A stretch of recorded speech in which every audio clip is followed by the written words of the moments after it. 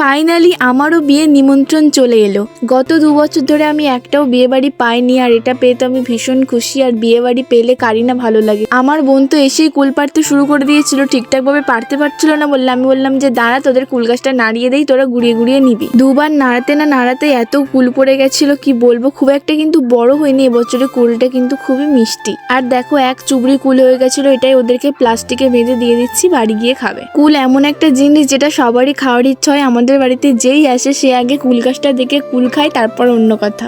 আমি ওকে বলেছিলাম তুই যখন বিয়ের কার্ডটা আমার হাতে দিবি তখন আমি একটা ভিডিও বানাবো। আর ও তো কিছু বলতেই পারছে না, হেসেই যাচ্ছে আর আমিও হেসে যাচ্ছি। ওর বিয়েটা হচ্ছে আমাদেরই কলমিখালি গ্রামে, আর ওর বর তো আমার একদিক থেকে মামা হয়। দেখো দেখো আমাদের কোণে কত লজ্জা পাচ্ছে, ও কিন্তু খুবই লাজুক। আর বিয়ের কার্ডটা দেখো কত সুন্দর হয়েছে তাই না? ছেলেটার নাম হচ্ছে দীপ আর মেয়েটার নাম হচ্ছে বৃষ্টি। আর ওরা লাভ ম্যারেজ করে বিয়ে করবে। আর অ্যারেঞ্জ ম্যারেজের থেকে কিন্তু লাভ ম্যারেজ করে বিয়ে করার মজাটাই আলাদা। আমি ওকে বলছিলাম যে তোর টাইটেল মন্ডল, আর ওর যে বড় হবে তার টাইটেলও মন্ডল, তাই ওদের আর টাইটেল চেঞ্জ হবে না, এই কথাটাই ওকে বলছিলাম। তারপর ওরা কিছুক্ষণ বসে চলে যাচ্ছে বাড়িতে। তো একেবারে সেই বিয়ের দিনে ওর সাথে দেখা হবে। টাটা।